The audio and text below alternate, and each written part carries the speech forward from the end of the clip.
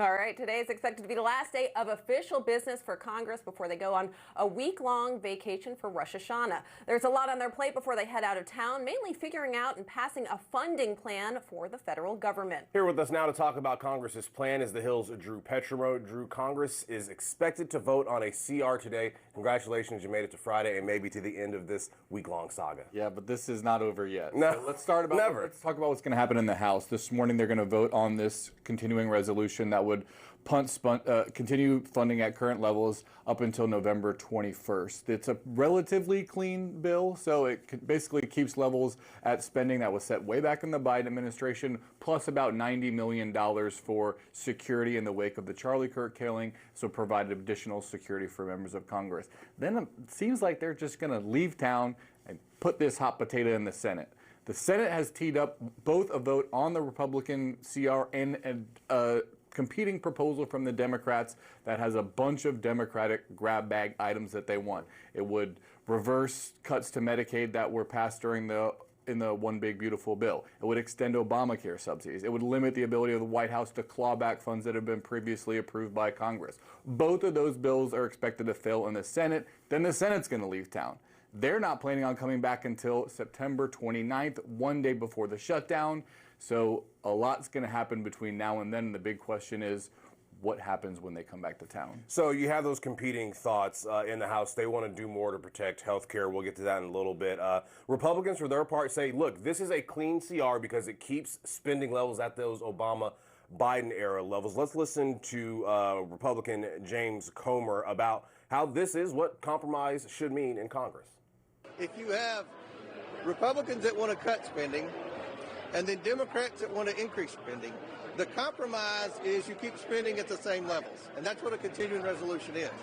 So I feel like if you're sincere about compromising, the continuing resolution is the route to go right now.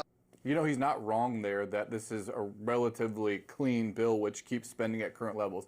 Democrats, their problem is not what's in it, it's what's not in it. And they really want to take a stand here and show their voters that they're trying to get something accomplished. And they're going to get that vote in the Senate today. And the question is, like, is that enough? Is, like, having this vote enough? Is living to fight another day enough? It sounds like, if you listen to what Chuck Schumer's been saying over the last several days, that they're pretty dug in and that they want to go to bat for these, especially the health care. They want to stake their claim that they're trying to fight for people's health care, and they seem like they're willing to shut the government down over that. Then the big question is, how do you ever get out of a government shutdown? Yeah, one of the favorite games to play here in Washington is the blame game. So how are Democrats and Republicans already doing that as far as a shutdown goes? Yeah, that's going to be the big messaging war over the next week, and it's going to be interesting. Lawmakers are going to go back to their districts, hear from their constituents, and there'll be a messaging war over who's going to be to blame over a potential shutdown. Republicans, you heard it right there. He's saying this is a clean CR. These are Biden-era levels of spending. You should just approve them. Democrats are saying you've done all this damage in the way they see it. You've done all this damage to health care. You've pulled away, you've cut funds for Medicaid. You won't renew these Obamacare subsidies that could expire at the end of the year that would drive people's health care prices up. We have to do something. So that's kind of where both sides are at, and it's hard to see right now where the compromise is. We've been showing you this polling all week because it's the latest we have. This is from Data for Progress, and they talk about the blame, who would receive the blame if there was a shutdown.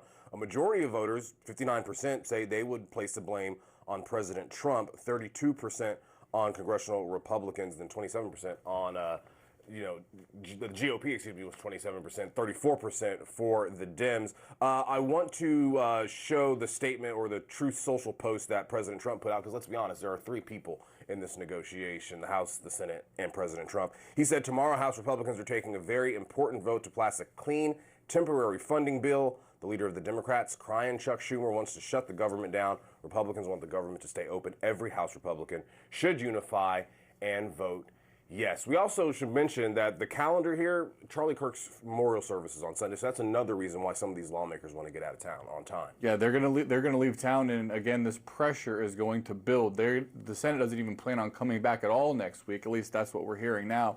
They come back on the day before the shutdown happens, and that's when there will likely be another vote on this. And the question is, if the Republican bill fails in the Senate today, which is expected, and the Democratic bill fails, which is expected, what's going to happen the day before, and what happens really in the week in between to kind of put pressure on both sides to come to an agreement in the face of a shutdown. All right, well, we'll continue the conversation the next hour because this is going to continue to roll on. Yeah. Drew Petrimo, always have the latest for us. Thank you so much.